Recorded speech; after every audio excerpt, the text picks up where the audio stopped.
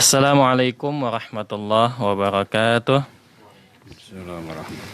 Bismillahirrahmanirrahim. Alhamdulillahirabbil alamin wa bihi nasta'in ala umurid dunya waddin. Wassalatu wassalamu ala asyrafil anbiya'i wal mursalin sayyidina wa maulana Muhammadin wa ala alihi wa sahbihi wa man tabi'ahum bi ihsanin ila yaumiddin. Amma ba'du. Pertama-tama marilah kita panjatkan puji syukur kita kehadirat Allah Subhanahu wa taala yang telah memberikan taufik dan hidayahnya kepada kita semua, memberikan kita nikmat sehat walafiat sehingga pada pagi hari ini kita bisa bersama-sama mendengarkan siaran keagamaan program Kanwil Kementerian Agama Provinsi Jawa Tengah. Salawat serta salam kita haturkan kepada junjungan Nabi kita Nabi besar Muhammad sallallahu alaihi wasallam yang telah membawa umat manusia dari alam kegelapan menuju alam yang terang benderang, minaz zulumati ilan nur wa ila siratal mustaqim. Kaum muslim dimanapun Anda berada, saya Hilal akan menemani Anda hingga 1 jam ke depan dalam siaran Cahaya Kolbu Radio Dais 107,9 FM. Dan di tengah-tengah kita telah hadir guru kita Profesor Dr. Kiai Haji Ahmad Rafiq MA. Assalamualaikum Prof.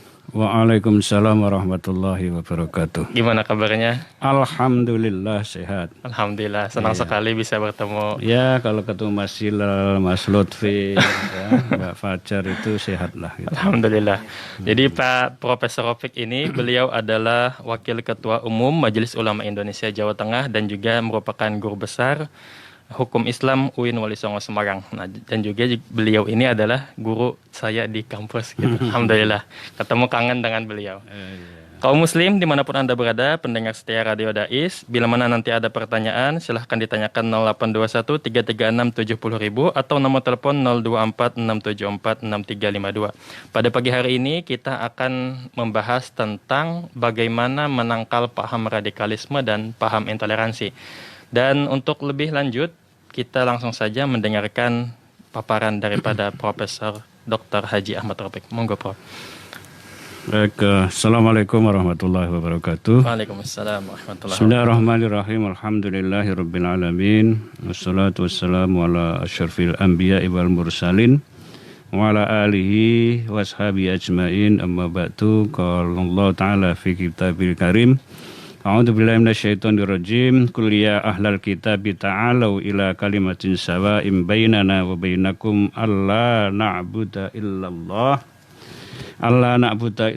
wa la nusyrika bi syai'a wa la yattakhidha ba'duna ba'dan arbabam min dunillah fa in tawallaw faqulu asyhadu bi anna muslimun. Shadaqallahul azim.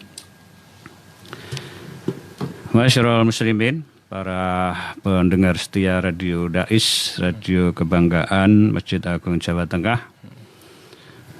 yang dimuliakan Allah.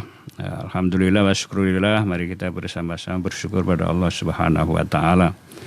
Karena kesyukuran kita ini menjadi sangat penting agar supaya Allah selalu melimpahkan tambahan nikmat-Nya pada kita. Salawat dan salam mari kita senandungkan untuk junjungan kita Nabi besar Muhammad sallallahu alaihi wasallam. Semoga semua urusan kita dimudahkan oleh Allah, pandemi Covid-19 segera dihilangkan dari bumi Indonesia ini, khususnya Semarang dan Jawa Tengah, hingga kita bisa memaksimalkan ikhtiar kita untuk menjadi hamba-hamba yang damai, yang moderat, yang tidak suka teror, ya, dan juga tidak mempraktekkan praktek-praktek yang tidak toleran kepada masyarakat kita. Berbicara tentang bagaimana ikhtiar untuk menangkal radikalisme dan praktek-praktek intoleran, saya kira ini harus kita mulai memahami dan sekaligus memahamkan kepada masyarakat kita. Tentu saja kita harus merujuk paling awal bagaimana kita memahami untuk apa sesungguhnya agama Islam itu diturunkan. Gitu. Jadi kalau Rasulullah itu dijelaskan di dalam Al-Quran, na'udzubillahi minasyaitonirrajim, wa ma arsalnaka illa rahmatan lil alamin. Dan kami, kata Allah, tidak mengutus kamu wahai Muhammad kecuali untuk bawa rahmat ya bagi seluruh alam ya, rahmatan lil alamin. Rahmatan itu kasih sayang. Karena itu ajaran agama yang dibawa oleh Rasulullah itu isinya ya ajaran tentang kedamaian, keselamatan, ya, kepasrahan, dan yang isinya memang kasih sayang. Bukan hanya sesama manusia saja, tapi juga pada seluruh alam. Jadi tidak hanya bicara tentang peri kemanusiaan, tapi juga peri kehewanan, sampai hewan, peri ke tumbuh-tumbuhan gitu ya. Ya karena alam raya ini harus dijaga ekosistemnya, keseimbangannya agar supaya kebutuhan manusia terpenuhi. Ya karena apa? Ya karena kita ini difasilitasi oleh Allah di alam ini ya berupa tumbuh-tumbuhan, sayur-sayuran, lalu binatang ya, hewan itu ada hewan laut, ada hewan darat yang dihalalkan. Tentu saja harus kita ikuti rambu-rambunya itu. Yang kedua, kenapa sih kok kemudian ada saudara-saudara kita yang di dalam cara berislam, mohon maaf, di dalam memahami agama Islam itu kok tidak merujuk, tidak meneladani apa yang sudah dicontohkan oleh Rasulullah Sallallahu Alaihi Wasallam. Allahumma shalli wa sallam. Ya.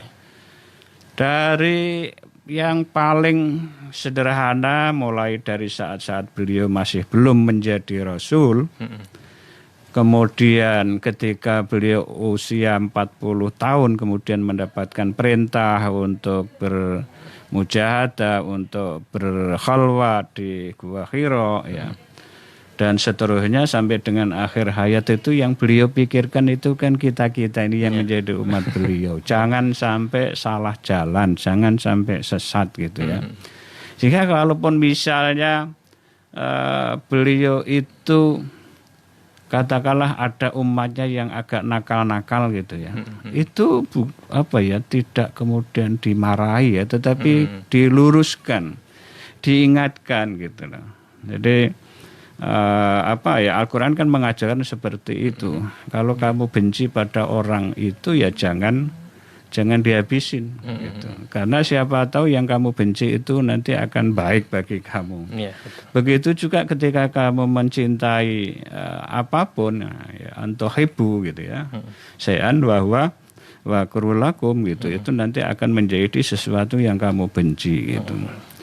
Maka ajaran Islam itu kan mengajarkan ya tadi kasih sayang, menghormati sesama. Kalau ada yang salah itu ya kemudian harus diingatkan gitu. Ini mengingatkan kita semua akan firman Allah. Walau kunta fadlan fa bima rahmatin minallahi lintalahum walau kunta faddan ghalidul qalbi lam faddu min haulik fa'fu anhum wastaghfir lahum wasyawirhum fil amr fa idza azamta fatawakkal 'alallah innallaha yuhibbul mutawakkilin. Ini ayat yang menunjukkan sekaligus bisa menjadi cara, metode, strategi yang dipakai oleh Rasulullah ketika menyampaikan ajaran dakwahnya, ajaran agama. Karena memang Islam itu agama dakwah untuk mengajak kepada jalan Allah. Ya, dan itu harus dilakukan dengan cara tadi. Rasulullah itu ya kelembutan. Lain, kasih sayang ya. Karena apa? Karena kalau Islam itu disampaikan dengan cara kekerasan, kasar, kaku gitu ya. Itu mereka akan lari. Ya, betul. Akan tidak mau gitu. Bayangkan kalau misalnya kita punya nabi kok kemudian prakteknya itu tukang ngebom ya, melakukan kekerasan, itu nanti ajaran agama Islam nggak ada yang ngikutin ya, gitu. Dijauhin. Ya pasti akan dijauhi gitu.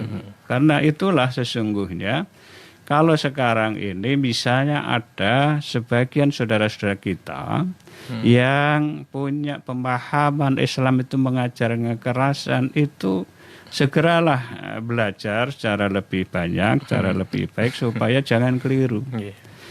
Jangan salah di dalam memilih guru gitu. Ya, betul, itu penting. Ya, supaya nanti tidak menghasilkan pemahaman yang salah gitu. Karena Rasulullah itu Masya Allah sangat toleran. Dan itu kan ada banyak hadis Nabi ya. Al-Hanifiyah ya. Ad-din Al-Hanifiyah As-Samhah. Beragama itu adalah ya yang hanif ya, yang toleran gitu kan. Itu ajaran yang ditunjukkan oleh Rasulullah. Sehingga kadang-kadang memang kita akan ketemu praktek pada zaman Rasulullah sendiri itu ada perbedaan di dalam praktek yang dilakukan oleh para sahabat dan itu beliau mentolerir gitu. Ada beberapa misalnya kaitannya tentang perintah beliau kepada 2 orang sahabat. Memang riwayat ini ada yang berbeda-beda. Ada yang menyebut sholat duhur, ada sholat asar. Ketika beliau memerintahkan 2 orang sahabat, silakan kalian berangkat ke Bani Quraidah. Jangan kalian sholat sebelum sampai. Nah, ini kan pesan ini menunjukkan perintah yang bermacam-macam sesuai dengan tangkapan pemahaman dari mereka gitu ya. Ini apakah perintah supaya perjalanannya cepat sehingga sampai di sana sehingga masih memungkinkan sholat di Bani Quraidah, atau perintah yang kemudian nanti di perjalanan itu akan menimbulkan pemahaman yang berbeda. Ternyata 2 orang ini sudah berdiskusi. Kalau kita sholat setelah sampai di Bani Quraidah, kemungkinan waktu kita habis. Gitu kan? Akhirnya setelah diskusi ketemu kesepakatan, yuk kita sholat. Tapi waktu itu nggak ketemu air.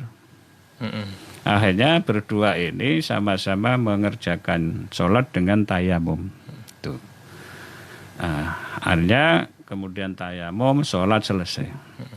Begitu melanjutkan perjalanan, 2 orang ini menemukan air.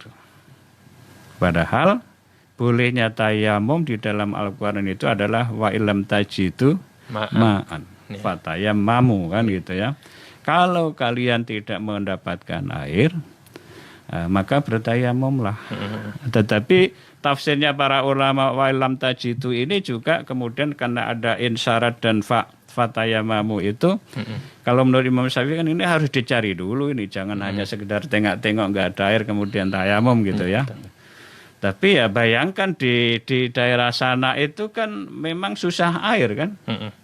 Padang pasir. Ya akhirnya kemudian mereka sepakat untuk bertayamum dan sholat. Nah, yang menarik setelah selesai melanjutkan perjalanan, ketika melanjutkan perjalanan, ternyata di sini ada air. Ya. Setelah ada air itu 2 orang ini sudah berbeda ini. Yang satu ya tadi kita sudah tayamum dan di sana memang tidak ada air, ya ini saya yakin sah kira-kira gitu ya. Tapi yang kedua memang ini ya nggak tahu, tapi tidak dijelaskan apakah karena keraguan, tetapi pemahamannya karena waktunya masih cukup dan di situ ada air, maka tayamum itu menjadi terhapus tidak memenuhi kan tidak gitu memenuhi, ya, tidak memenuhi perintah, hanya wudhu dan sholat lagi. Nah, yang menarik adalah ketika kemudian besoknya disampaikan kepada Rasulullah, kepada orang yang hanya tayamum dan sholat itu, Rasulullah mengatakan qad ajza'atka sholatuka, sholatmu itu cukup gitu. Lebih menarik lagi kepada yang wudhu dan sholat lagi, beliau mengatakan lakal ajru marrotain, kamu punya 2 pahala. Nah, yang pertanyaannya berikutnya yang menarik adalah yang benar yang mana? Gitu kan? Mohon maaf. Jadi kalau pertanyaan yang benar mana ini kan kemudian kita bisa menangkap kesimpulannya sama-sama benarnya. Bedanya yang hanya tayamum dan sholat tidak mengulang itu pahalanya 1, tetapi sudah cukup. Gitu. Tapi kepada yang wudhu lagi dan sholat, yang wudhu, makasih Mas. Yang wudhu dan sholat lagi, Rasulullah menjanjikan lakal ajru marrotain, kamu punya 2 pahala. ini menurut saya bisa dijadikan contoh untuk bisa bagaimana di dalam memahami pesan-pesan agama itu atau aturan agama, bahkan yang diperintahkan oleh Rasulullah itu dengan praktek yang berbeda. Artinya apa? Yang hanya tayamum juga menghormati saudaranya yang wudu dan sholat lagi, sebaliknya yang wudu dan sholat lagi juga menghormati karena sama-sama mendapatkan legitimasi dari Nabi gitu loh. Ya, ini yang namanya perbedaan semacam ini sejak zaman Rasulullah sudah diberikan. Nah, persoalannya sekarang kenapa ada ya gitu ya. Kemudian muncul faham-faham yang radikal. Nah, ini saya kira kita mesti harus berbicara masuk pada wilayah politik. Karena sebenarnya salah satu karakteristik masyarakat Arab pada zaman jahiliyah itu kan ya karena mereka itu waktu itu tanahnya tandus, tidak atau belum ketemu sumber-sumber ekonomi seperti yang sekarang gitu. Sehingga mata pencahariannya itu ya karena nomaden, hidupnya berpindah-pindah, maka cara survivalnya itu ya ngumpas. Ya, caranya itu ya kalau ada konvoi dagang, dicegat, minta jatah, kira-kira kan begitu. Dan itu memang sudah lazim pada saat itu gitu. Nah, oleh karena itulah kemudian Islam hadir itu ya untuk meluruskannya gitu. Maka yang namanya tradisi konflik saling menyerang, saling bermusuhan itu menjadi sesuatu yang biasa saja. Pada saat itu. Ya, pada saat itu. Maka di awal-awal Islam diturunkan itu tradisi semacam itu kan masih sebagian diakomodasi. Akhirnya Mas Hilal atau Mas Lutfi atau Mbak Fajr ketika belajar fikih mawaris itu kan ada yang namanya al-khilfu wal mu'aqadah.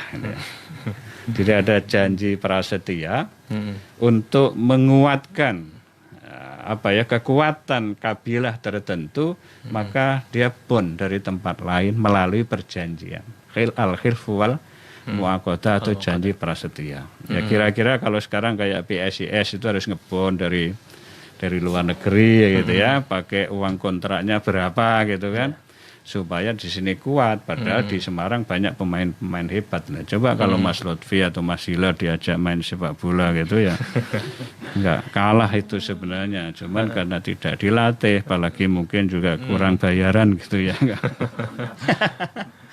Ya itu sekedar analog gitu ya. Tetapi kita bisa lihat misalnya potensi konflik itu sampai kemudian terjadi hijrah wal mu'akhah.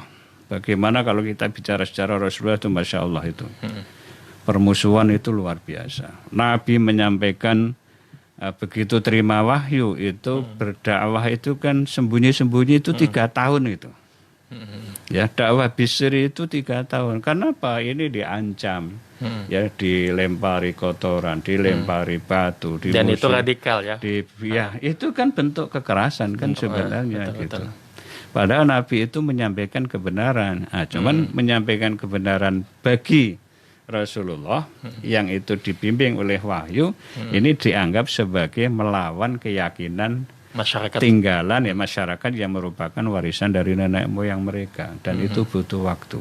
Ya, maka 3 tahun itu kemudian beliau berdoa, ya Allah bantulah perjuangan kami ini dengan masuknya salah seorang Umar gitu kan. Akhirnya masuklah Islam Umar bin Khattab. Kenapa disebut Al-Khattab? Memang pekerjaannya tukang pidato.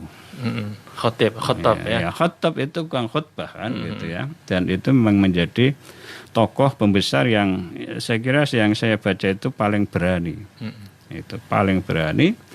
Nah, kemudian setelah itu ya menyampaikan kepada Rasulullah, ya Rasulullah, kenapa dakwah ini menyampaikan kebenaran harus dilakukan secara sembunyi-sembunyi? Kita mulai saja. Nah, dari situlah lalu dakwah bil jahar itu. Tapi juga tetap perlawanan dari masyarakat jahiliyah pada saat itu luar biasa. Nah, maka yang saya ingin tegaskan adalah Rasulullah itu punya strategi bagaimana mempersatukan. Kemudian dalam cerita yang terkait dengan kenapa beliau hijrah, itu 12 tahun di Mekah berjuang. Sejarah yang saya baca itu baru mampu mendapatkan pengikut 200 orang. Bayangkan, 12 tahun itu berarti kan 100 bandingannya 124 132 tahun bulan ya. Iya, iya. Itu hanya dapat 1 bulan nggak dapat 2 orang. Hanya 1 separuh kira-kira begitu ya. Itu kemudian secara lahiriah upaya itu sudah mungkin tidak jalan buntu lah, tapi ini harus butuh strategi baru gitu. Dan Allah memberikan rambu-rambu, udah kamu hijrah dulu saja.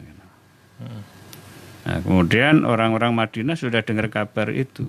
Ya. Nah, orang Madinah sendiri yang tadinya Yasrib itu ada konflik yang sangat besar dan itu termasuk laten ya antara dua suku besar Aus dan Khazraj. Yang saya baca dalam sejarah itu karena rebutan sumber ekonomi antara lahan tandus dan lahan subur kan. Yang subur kan bisa ditanami kurma itu karena masih ada airnya itu. Kemudian adalah yang namanya sejarah mencatat Baiat Aqobah. Sampai 1-2 itu mereka bersepakat untuk membantu perjuangan Nabi selama hijrah. Gitu kan. Nah, disitulah kemudian perjalanan hijrah direncanakan. Nabi juga selalu ada dalam ancaman pembunuhan kan. Nah, sehingga pada malam yang direncanakan itu Nabi menugasi anak muda ya Ali bin Abi Thalib karramallahu wajhah yang nantinya akan menjadi menantu beliau. Yaitu keponakan itu karena itu putranya Abu Thalib pamannya yang selama di Mekah itu banyak melindungi itu. Sudah dikepung ya, Nabi itu sudah dikepung lalu keluar. Bahkan dalam sejarah yang saya baca itu sempat beliau itu ngambil pasir untuk ditawarkan kepada orang yang menghadang di sekeliling rumah beliau itu. Ya, kalau bahasanya Mas Hilal sama Mas Lutfi ketika di pondok ya diajarin sumum bukmun umyun katanya supaya mereka nggak melihat. Itu. Nah, ini strategi juga beliau itu perjalanannya bersama Abu Bakar itu ke selatan. Ya, singgah di Jabal Sur, di Gua Sur itu 3 hari. Ya, itu pun juga masih dikuntit gitu. Dikuntit sampai di depan gua, lalu di situ ada burung dara ya. Burung merpati yang bersarang dan bertelur di situ, lalu ada sarang laba-laba. Bahkan beliau itu juga nugasi seseorang di seputar di depan gua itu untuk ngawasi itu. Dan ternyata betul dalam referensi yang saya baca itu kemudian dia sempat ditanya ini orang ini. Dia sambil kayak gembala kambing gitu, kamu lihat nggak ada orang masuk ke sini nggak? Kayaknya sih nggak ada gitu. Nah, karena dikejar-kejar itu gitu. Kemudian baru setelah 3 hari terasa aman, kemudian dilanjutkan perjalanan ke Madinah ke arah utara. Gitu ya. Tetapi kemudian yang menarik adalah tadi ada al-hilfu wal mu'aqadah, tapi juga ada al-hijrah wal mu'akhah. Jadi hijrah itu ya karena untuk meninggalkan tempat tumpah darah itu kan tidak mudah ya. Iya betul. Maka harus dijadikan alasan untuk menjadi saling mewarisi. Dan beliau itu menanamkan persaudaraan antara muhajirin dan ansor. Dari rumah ke rumah. Nah, itu kan luar biasa. Nah, ini apa maksudnya? Inilah cara Rasulullah untuk bisa menyatukan. Ya, tetapi kemudian pendek cerita, tahun kedua beliau menyiapkan Misak Madinah atau Piagam Madinah yang kemudian diakui oleh para sejarawan dunia, baik muslim non-muslim ya. Itu sebagai konstitusi pertama. Yang beliau disebut sebagai the prophet and statesman, ya, sebagai nabi dan negarawan. Tapi yang saya ingin sampaikan adalah ini cara Rasul bagaimana menyatukan, lalu ya paling tidak mendinginkan, menghilangkan sekat-sekat etnis itu antara suku Aus dan Khazraj, termasuk juga klan Yahudi. Jadi kalau para pendengar baca Piagam Madinah ada 37 poin itu isinya bagaimana cara Rasulullah itu menghormati semua suku, tanpa harus membedakan yang kecil, yang besar, yang sedengan, gitu, yang tengah-tengah itu. Itu disatukan dan diikat dalam satu konsep ummah. Ummah itu bukan hanya Muslim, tapi anak bangsa ya. Kalau katakanlah pada saat itu anak bangsa Arab ya, yang ada di Madinah pada saat itu. Ini menurut saya yang dilakukan oleh Rasulullah itu luar biasa. Tetapi ada tetapinya, begitu beliau wafat, benih-benih konflik itu muncul lagi. Benih-benih konflik itu muncul lagi sehingga mohon maaf ya, tanpa bermaksud apa-apa, pemakaman jenazah beliau itu kan sempat tertunda 3 hari kan? Dalam sejarah. Dan suasananya itu juga sudah suasana panas.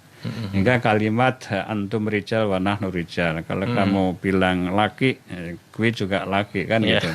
Sehingga pada saat itu ada ungkapan al-aimatu min Quraisyin. Pemimpin itu hanya dari orang Quraisy. Ini yang kemudian oleh Ibnu Khaldun difahami secara kualitatif, ya gitu kan. Gitu. Artinya konflik ini sudah mulai panas gitu. Karena memang di mana-mana yang namanya kepentingan politik itu bisa menjadi pemicu. Oke, kemudian pendek cerita terpilihlah Abu Bakar. Abu Bakar ada riwayat sebenarnya yang terpilih itu Umar bin Khattab. Tapi Umar bin Khattab itu dengan legowo, dengan rendah hati, saya ini kan masih mu'alaf, kira-kira begitu. Iya, betul. Yang menjadi sabiqunul awalun kan Abu Bakar. Udah Abu Bakar saja yang menjadi khalifah gitu. Maka pidato pertama yang menarik itu apa? Saya ini bukan yang terbaik. Maka kalau Anda temukan nanti di dalam saya melaksanakan amanat ini, ya, kekeliruan jangan segan-segan untuk mengingkarkan saya. Kalau perlu dengan pedang kalian kan gitu lah. Luar biasa. Nah, itu kan menarik itu gitu. Maka proses berikutnya ketika Abu Bakar sudah ada tanda-tanda mau mengakhiri tugasnya, itu lalu ada semacam putra mahkota kan. Itu. Pokoknya nanti setelah selesai saya ya Umar bin Khattab kan nggak ada sejarah kan nggak ada menyebut calon lain kan, calon tunggal lah gitu, atau semacam aklamasi aklamasi atau putra mahkota. Nah, yang berikutnya adalah kemudian Umar ini wafat setelah ada penusukan oleh Abu Lu'lu'ah gitu kan, itu katanya orang Persia gitu yang kecewa secara personal, lalu kemudian kompensasinya seperti itu. Nah, tapi ketika kemudian Umar ini dikenal orang yang ini ya masih bisa mempersiapkan, disiapkanlah alul hali wal akdi atau tim formatur dalam bahasa sekarang, termasuk Abdullah bin Umar putra beliau. Wahai anakku, silakan kamu ikut pilih, tapi jangan ikut dipilih. Biar cukup saya saja, kan gitu kan? Nah, itu cukup saya saja. Nah, itu yang menarik menurut saya. Ini kehebatan beliau. Beda dengan yang sekarang kan? Kalau yang sekarang kan justru menyiapkan warisan putra mahkota kan gitu ya. Tapi kalau beliau memilih orang lain yang itu supaya lebih lebih terbuka, tidak ada kepentingan apapun. Nepotisme gitu. jauh. Ya, oke. Nah, yang menarik adalah kemudian terpilihlah Utsman bin Affan. Utsman bin Affan ini 12 tahun berkuasa. 6 tahun pertama bagus, tapi tahun ke-7 sudah mulai masuk pengaruh nepotisme itu yang berujung kepada terbunuhnya beliau. Ya, ini sejarah ya, bukan bermaksud apa-apa, karena apapun beliau itu adalah khulafaur rasyidun gitu yang harus kita hormati gitu. Yang saya ingin katakan adalah kemudian ketika Ali bin Abi Thalib naik menjadi khalifah, ini suasana politik sudah agak berbeda. Pendek cerita, terjadilah perang Siffin. Ya, perang Siffin ini pasukan Ali sudah mau menang dengan pasukan Muawiyah. Gara-garanya apa kok terjadi peperangan? Muawiyah ini masih keponakannya Utsman bin Affan. Dia tidak terima kalau Ali yang dipilih ya oleh masyarakat pada saat itu menjadi khalifah itu tidak bisa membuktikan siapa sesungguhnya pelaku pembunuhan terhadap Utsman bin Affan kan gitu ya. Iya, iya. Itu yang kemudian melahirkan sikap saya nggak ikut biat, kan? Nah, karena tidak ikut biat itu kemudian saya sempat baca sejarahnya itu sempat dipecat juga, tapi melakukan perlawanan karena sudah menyiapkan diri ya. Tadi perang terbuka itu. Yang menarik ketika terjadi gencatan senjata, kemudian ini dilakukan tahkim arbitrase itu. Ya, dari pihak Ali diwakili Hakim Sendiri Abu Musa al-Asy'ari, dari pihak Muawiyah diwakili oleh Amr bin As. Abu Musa pidato, kita sama-sama sepakat untuk memanjulkan Ali dan Muawiyah. Gitu kan, nanti dicari pemimpin yang lain. Tapi giliran Amr bin As yang pidato, kita sepakat memanjulkan Ali, tapi kita menetapkan Muawiyah menjadi khalifah. Nah, ramailah itu. Nah, setelah itu ini mulai menimbulkan, melahirkan kekecewaan pengikut yang paling setia Ali bin Abi Thalib. Di antaranya Abdurrahman bin Muljam al-Mukri itu. Jadi karena kekecewaan politik ini, kemudian memahami Al-Quran juga sangat tekstual. Kemudian menganggap bahwa semua yang terlibat di dalam peristiwa tahkim atau arbitrase itu dengan merujuk kepada ayat inil hukmu illa lillah adalah orang-orang yang melakukan dosa besar. Nah, karena dosa besar itulah lalu dianggap darahnya halal. Berarti halal untuk dibunuh. Nah, bayangkan orang yang dari kecil hafal Al-Quran, pekerjaannya ngajar Al-Quran, tiba-tiba karena kekecewaan itu kemudian tega menghabisi khalifahnya sendiri yang tadi diikuti. Nah, ini kan menarik kan? Menarik. Nah, inilah yang sekarang ini kemudian banyak muncul sosok Abdurrahman bin Muljam. Jilid kesekian kalinya di Indonesia, kan? Jadi pemahamannya tekstual, gampang ngafir-ngafirkan orang. Ya, kalau yang beda sedikit itu imannya enggak benar, ya kafir, musyrik dan sebagainya.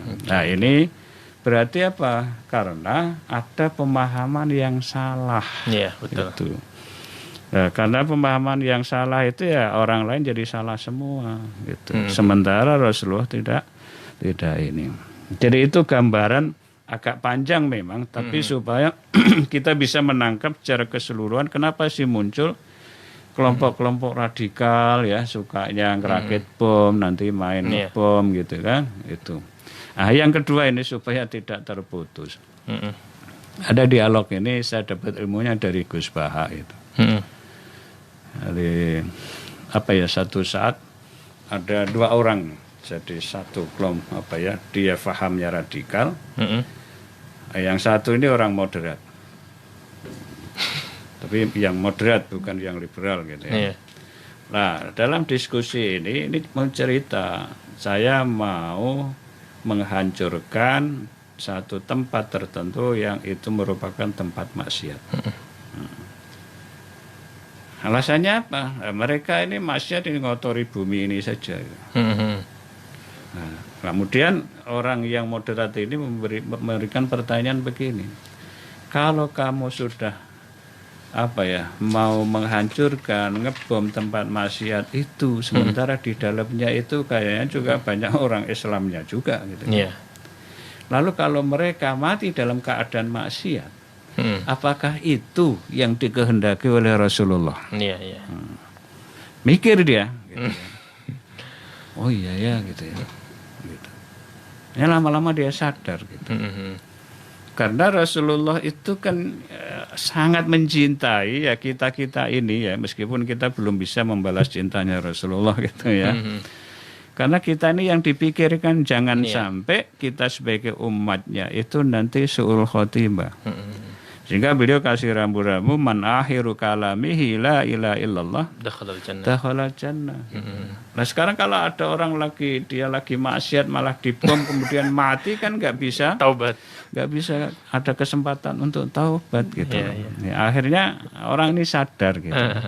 Tapi yang begini ini kan butuh gitu ya. Iya. Karena kadang-kadang mereka itu dikuasai oleh emosinya gitu ya. Merasa dia di dalam beragama itu yang paling Baik. benar, paling baik gitu, sehingga dia tidak memberi kesempatan orang-orang yang sedang khilaf, orang-orang yang sedang berada di dalam perbuatan maksiat untuk bertaubat gitu. Ya. Nah, padahal kesempatan untuk bertobat itu dibuka luas itu. Ya. Tapi kayaknya ini kalau saya ngomong terus nanti nggak ada interaksi Mas. Nanti disambung lagi nih soal dialog antara malaikat Jibril dan Rasulullah tentang taubat umatnya Nabi Muhammad itu akan diterima ya, mulai dari 1 tahun sampai 1 bulan sampai seminggu sampai 1 hari sampai tenggorok sampai di nyawa itu sampai di tenggorok itu. Baik kaum muslim, ini sangat menarik sekali perbincangan kita pada pagi hari ini tentang menangkal paham radikalisme. Saya bisa menyimpulkan tadi di antara muncul tumbuhnya paham radikalisme itu karena pemahaman yang keliru.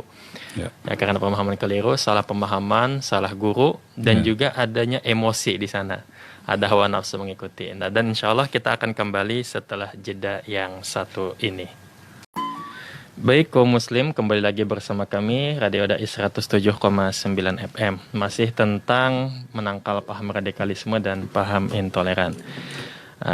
Prof, ini ada pertanyaan dari Mbak Tika di Unisula. Beliau bertanya, sebesar apa upaya dari Kemenak untuk mengamati proses pengangkatan guru-guru agama di sekolah demi menghindari adanya tindakan radikalisme seperti memutarkan film-film peperangan atau mengajak muridnya untuk memerangi non-muslim dengan kekerasan? Ya, secara persis ini yang jawab ini harusnya dari Kemenak juga ya. Kemenak, utamanya ya bidang Penmat ya, atau yang di PAI Mas, di pendidikan umum ya itu.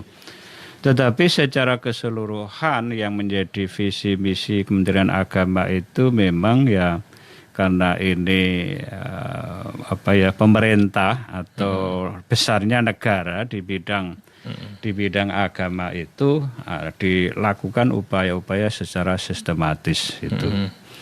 Tetapi yang namanya misalnya seleksi melalui instrumen itu kan juga selalu saja ada titik-titik lubang kelemahannya, termasuk buku-buku itu sudah dikawal sedemikian rupa, tapi kadang-kadang masih saja masuk gitu ya.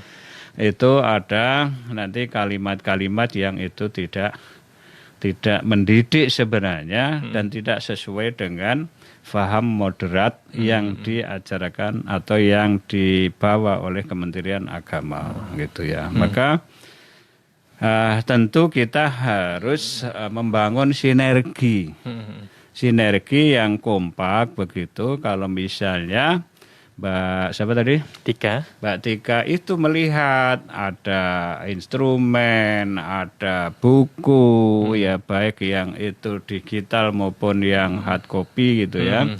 Kok ada berita-berita atau ada muatan-muatan yang tidak cocok dengan Islam moderat, Islam keindonesiaan lah kira-kira begitu, maka ya segera sampaikan itu untuk bisa segera di follow up atau ditindaklanjuti, kalau perlu ditarik ya ditarik. Ya gitu. ditarik gitu. Jangankan itu, Quran saja itu dipalsukan gitu ya. Iya, ada.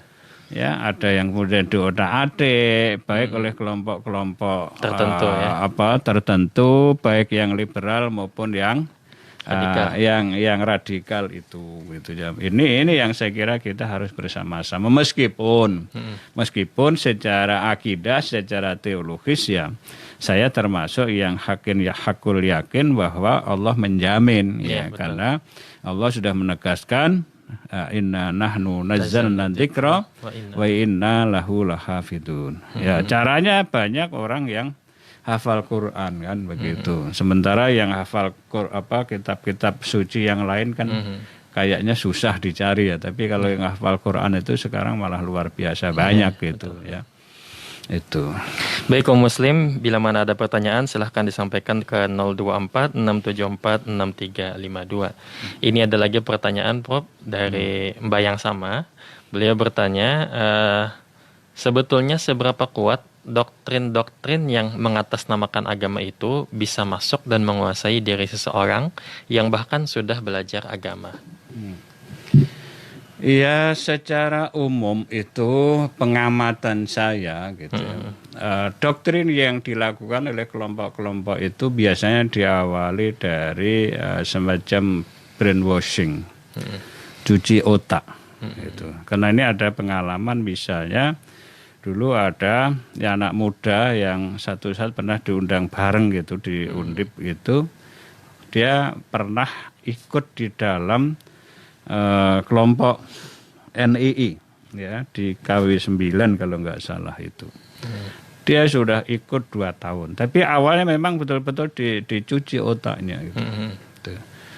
Sehingga kalimat-kalimat Anda ini kan orang Islam ya. Anda ini kan orang Islam tapi hidup di Indonesia gitu. Ya, di Indonesia yang dipakai kan Pancasila itu. Kalau Anda orang Islam, ini ada Pancasila, ada Quran, mana yang dipilih? Ketika seseorang sudah dicuci otaknya, maka tidak ada kesempatan untuk memilih yang lain itu. Karena memang pertanyaan segera dipertentangkan itu gitu kan.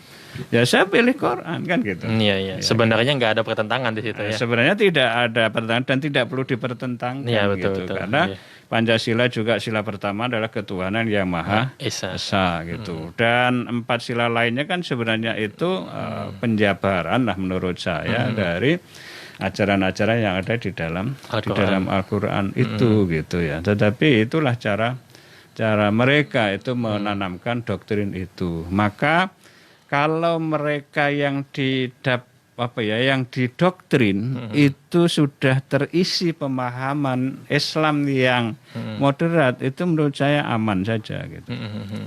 Maka beberapa penelitian yang kita bisa jumpai adalah mereka-mereka yang gampang diindoktrinasi itu anak-anak yang di sekolah-sekolah umum. Apakah itu lewat kegiatan rohis atau apa gitu. Tetapi ini tentu jangan disimpulkan itu semua begitu, enggak gitu. Karena kalau ketemu guru-guru yang memang doktrinnya dari gurunya itu mengajarkan supaya membenci Indonesia gitu bahwa yang benar itu ya iman yang kita anut saja, ya itu yang harus diwaspadai gitu. Ya maka ini lagi-lagi upaya secara simultan gitu, terutama mereka yang anak-anak SMA itu. Dan beberapa pengalaman ketika saya dikasih informasi oleh orang tua yang kebetulan anaknya itu terjebak ke situ. Itu fenomenanya itu mirip-mirip orang terjebak menyalahgunakan narkoba. Artinya apa? Kecenderungannya sama-sama mengisolasi diri. Apalagi kemudian sampai menganggap orang tuanya itu najis mugoladoh. Betul, ini pernah terjadi betul. Saya ditanya gitu, gimana ya, Bro? Padahal dia itu anak perempuan saya satu-satunya. Bahkan anak satu-satunya itu, bukan hanya anak perempuan tapi anak satu-satunya. Kok dia pengajiannya ikut yang model seperti itu? Kemudian kami orang tuanya ini dianggap najis mugoladoh gitu. Karena mulanya itu diceritakan Ya mungkin karena intensif kan, pengajian-pengajian seperti iya. itu kan intensif yang mirip memang indoktrinasi tadi pengkaderan itu. Mula-mula dia telepon dari sekolah karena ada hujan. Yang dia ingat karena habis nyuci pagi-pagi kemudian dijemur. Dia pesan, Ma atau Bu, nanti pakaian saya kehujanan nggak apa-apa, nggak usah diambilin. Ya. Kalau bahasa Jawa nggak usah dientasin gitu ya. Gitu. Karena malah orang tua kaget ini. Terus begitu sore ditunggu, ketika pulang itu tidak lagi mau nyapa, menatap mata ya orang tuanya enggak, dia cenderung menunduk itu. Setelah itu masuk ke kamar itu. Kalau biasanya diajak makan bersama mau, sekarang ini enggak. Gitu. Jadi itu yang fenomena sederhana, meskipun tidak selalu begitu gitu ya. Ini harus hati-hati. Dan itu ada nyata. Fenomenanya itu seperti itu. Dia kemudian mengisolasi diri, dia tidak mau bergabung lagi di dalam acara makan bersama bersama keluarga gitu. Dan lalu berkecenderungan karena orang tuanya itu dianggap imannya tidak sejalan dengan dia, maka dianggap tidak benar gitu. Karena tidak benar sampai tadi dianggap semacam najis mughaladah gitu ya. Itu kan mengerikan itu. Sangat ngeri. Ya, dan ini nanti jaringannya itu juga akan ketemu orang-orang yang seperti itu gitu. Berarti paham radikal itu bukan cuma masalah perbuatan yang radikal, tapi pemikiran juga ya, Prof. Ya, dari pemikiran dulu. Pemikiran. Ya, karena indoktrinasinya di situ. Dari jadi pemikiran. kalau pemikirannya sudah jadi, dan ini juga pasti melalui uji keyakinan kan. Iya, kalau betul. zaman dulu, zaman Mu'tazilah kan ada namanya mihnah itu ya, atau inquisition itu. Nah kalau itu akidahnya sudah jadi, itu tinggal nyetel itu udah selesai. Dan kalau sudah jadi, Masya Allah itu susah dikembalikan. Sangat susah. Karena kebetulan beberapa waktu saya ditugasi oleh BNPT untuk ngobrol, ketemu, ya bahasa administrasinya pembinaan kepada napi teroris, napi ter. Wah itu susah, Pak. Ada mereka yang kena seumur hidup, ada yang kemudian kena 8 tahun, kemudian jadi baik gitu.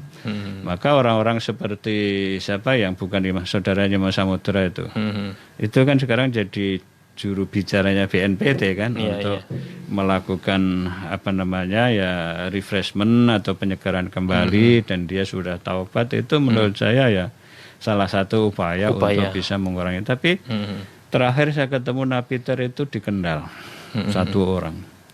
Itu susah. Betul, pikiran itu dirubah sudah tertanam susah. Ya, sudah tertanam sedemikian rupa. Padahal tadinya dia itu semacam supplier dana lah, penyuplai dana gitu tadinya itu. Tetapi ada yang menarik, saya kira ini pekerjaan buat Mas Lutfi ya, teman-teman Kementerian Agama dan juga lembaga yang terkait itu. Ini yang saya dapat dari Kendal itu. Ternyata ketika mereka itu di dalam, kalau di dalam kan sehari-hari makan nggak ada masalah kan, karena memang dijatah kan gitu ya. Tetapi keluarganya ini, pemerintah nggak bisa membantu mereka. Ini yang ngopeni, yang melihara, yang nyetok kebutuhan makanan, itu ya saudara-saudaranya yang satu jaringan. Tetapi tidak ketangkap gitu kan. Nah itu yang apa, jadi meskipun sudah katalah yang lakinya ini disekolahkan di LP, ya, tetapi yang keluarganya ini ada yang ngopenin juga dari kelompok mereka. Ini yang harusnya kita bagi dipotong, dikat lah supaya mata rantai itu bisa terputus gitu. Ya supaya interaksinya pada masyarakat yang lain bukan dengan kelompok mereka harusnya gitu. Baik kaum muslim ini tadi berawal dari pemikiran yang keliru, yang radikal, itu melahirkan perbuatan dan ucapan yang radikal juga. Dan kaum muslim, saya pernah mendengarkan ceramah Habib Umar bin Hafid ketika beliau ditanya tentang apa itu yang aswaja gitu ya, Ahlus Sunnah wal Jamaah itu bagaimana. Karena banyak yang mengaku ini aswaja. Jadi kata Habib Umar, yang aswaja itu adalah man salimal muslimun min lisanihi wa yadihi gitu. Itu di Ya antaranya. itu juga bisa secara sederhana dan hadis itu kan setahu saya cari itu kan lengkapnya al muslimu man salimil muslimuna min lisanihi wa yadihi wal muhajiru Ya. man hajara amma nahallahu anhu kan gitu ya Iya, lengkapnya betul. itu. Jadi orang Islam yang baik, yang benar, yang berkualitas itu saya sering menerjemahkan secara bebas begitu apabila orang lain atau orang Islam lainnya itu merasa nyaman. Min lisanihi dari tutur katanya, lesannya, tulisannya juga masuk di situ. Wayadi dan tangan termasuk kekuasaannya gitu ya. Oke. Nah, maka itu harus mendatangkan kedamaian di mana saja, kapan saja itu mendatangkan kedamaian. Nah, terus kalau yang pekerjaannya memaki, mencaci, ya tidak bisa masuk golongan itu, Iya, kira-kira iya. kan begitu. Dan orang yang hijrah, karena sekarang ini juga banyak orang yang kemaruk hijrah. Tahu kemaruk ya, Mas Iya, Iqbal iya. ya? Kemaruk itu apa ya? Ujuk-ujuk ya. Bukan, kayak apa ya? Over lah gitu ya. Ya, oper. Jadi over hijrah itu. Jadi apa-apa ini ya gitu ya, nggak benar gitu misalnya itu. Padahal di situ wal muhajiru man hajarul amanahallahu anhu. Jadi ya orang-orang yang bisa meninggalkan apa yang dilarang oleh Allah itulah sesungguhnya orang yang hijrah. Nah, itu. Nah, ini yang penting ya. Ya, ini yang saya kira penting untuk kita upayakan secara terus-menerus. Ya, ini kan kebutuhan yang memang harus dirawat, harus di-maintain secara bersama-sama. Kalau Imam Ghazali bilang atau Imam Abu Hasan al-Asy'ari bilang al-iman yazidu wa yanqus itu ya, iman bisa bertambah, maka pemahaman moderat itu bisa bertambah, bisa berkurang.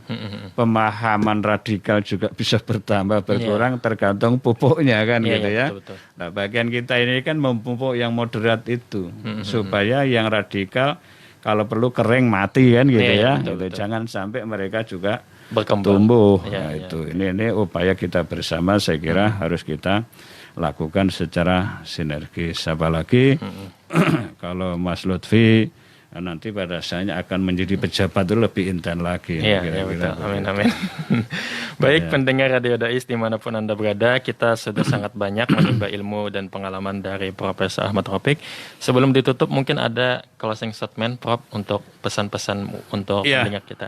Terima kasih para pendengar setia. Mudah-mudahan kalau ada yang kepingin menjadi kelompok-kelompok radikal, segera direvisi. Iya, Itu direvisi, ya. ya. Untuk menjadi ya tirulah Islam menurut cara yang dicontohkan dan diteladankan oleh Rasulullah Sallallahu Alaihi Wasallam. Allahumma shalli. Beliau itu sangat sayang. Beliau itu di akhir hayatnya yang dipikirkan kita. Ada dialog sedikit lah ya. Ketika beliau sedang sakit ditungguin putri beliau Siti Fatimah Zahra, itu malaikat Israel lah ya, Yeah. itu sudah ketuk-ketuk pintu itu. Dan Rasulullah tahu itu gitu. Iya, iya. Nah, tapi oleh Siti Fatimah dijawab, Bapak sedang gerah kalau dalam bahasa Jawa, ya sedang sakit itu. Kemudian beliau tanya, Jibril di mana? Kemudian datanglah Jibril. Jibril kalau si penjemput nyawa itu sudah hadir, nanti hak saya apa? Malaikat Jibril menjawab, ya Rasulullah nggak usah khawatir. Malaikat penjaga surga sudah menjemput, siap menjemputmu. Bukan itu yang aku maksud gitu. Umatku gimana umatku? Gitu. Ya. Kemudian malaikat Jibril mendapatkan informasi pokoknya umatmu tidak akan masuk umat lain tidak akan masuk surga sebelum umatmu semua masuk surga. Insyaallah. Baru begitu setelah mendapat jawaban itu beliau lalu legowo gitu ya. Itu pun kalimat yang terakhir ya sambil perlahan wajahnya mulai membiru itu kemudian yang beliau katakan ya umati itu ya. Jadi itu yang luar biasa yang dipikirkan oleh Rasulullah pada kita semua Oleh karena itu teman-teman yang ya masih suka menganggap orang lain itu kafir, musyrik dan sebagainya, yuk kita belajar Islam yang benar seperti yang dicontohkan oleh Rasulullah. Kalau ada teman-teman kita yang sedang bermaksiat, ayo kita ingatkan. Jangan dihabisi mereka. Supaya mereka punya kesempatan untuk bertaubat. Karena taubat itu adalah ya kata kunci supaya kita bisa bersama-sama nanti di surga. Kalaupun belum bisa bersama-sama Rasulullah, tapi kita sudah punya tiket ke surga. Saya kira itu gitu. Karena selama taubat itu belum sampai di hulkum, di tenggorok kita itu, insya Allah kita akan diterima taubat itu. Maka jangan lupa selalu beristighfar, mohon ampunan kepada Allah. Saya kira itu Mas Hilal dan para pendengar Radio Dais ya yang dimuliakan Allah. Mudah-mudahan apa yang kita sama-sama pelajari ini bermanfaat bagi kita semua. Gitu. Jadi para pendengar semua, ini ilmu yang luar biasa dan Rasulullah sangat merindukan kita dan mudah-mudahan kita juga merindukan beliau dengan meneladani beliau, kasih sayangnya, rahmatnya dan berselawat kepada Nabi Muhammad SAW. Kemudian Prof, kami terima kasih banyak atas kehadiran panjenengan. Sama-sama Mas, mudah-mudahan manfaat. Amin ya rabbal alamin. Jangan lupa salam sehat selalu. Amin. Ya, Mas Lutfi, mudah-mudahan ya Kanwil Jawa Tengah ini makin keren. Amin, ya. amin. Supaya tugas ke depan makin ringan, dimudahkan dan bisa mengawal saudara-saudara kita. Terima kasih. Kalau ada salahnya kami mohon maaf. Usikum wa nafsi bitaqallah. Assalamualaikum warahmatullahi wabarakatuh. Waalaikumsalam warahmatullahi wabarakatuh. Saya Hilal, mohon undur diri. Terima kasih atas perhatian dan kerjasamanya. Wallahul muwaffiq ila aqwamit thariq. Wassalamualaikum warahmatullahi wabarakatuh.